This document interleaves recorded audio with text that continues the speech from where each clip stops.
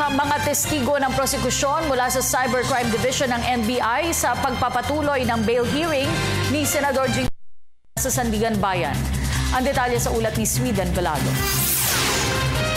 Matapos maospital noong nakaraang linggo dahil sa iniindang karamdaman, balik Sandigan Bayan na si Senador Jinggoy Estrada para dumalo sa kanyang bail hearing.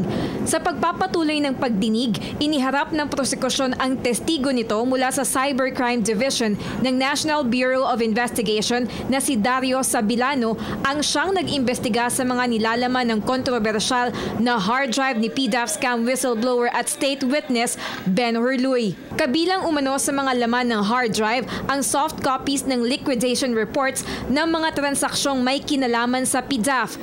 Samantala, kasunod ng pagsampa ni Attorney Bonifacio Alentahan ng kasong pandarambong laban kay Budget Secretary Butch Abad sa tanggapan ng Ombudsman, 2 linggo ang nakakaraan, dumulog naman ito sa Sandigan Bayan at naghain ng mosyon na isama si Abad sa mga ugnay sa PDAF.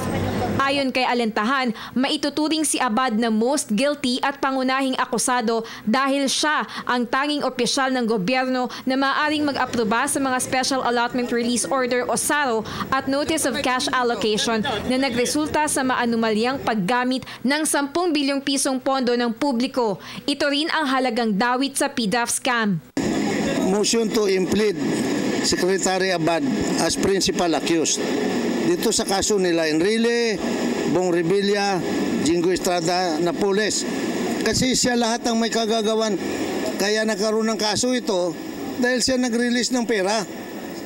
Inaasahan namang gagawa ng aksyon ng Sandigan Bayan 3rd Division ang mosyon ni Alentahan sa lalong madaling panahon. Para sa Telebisyon ng Bayan, ako si Sweden Velado.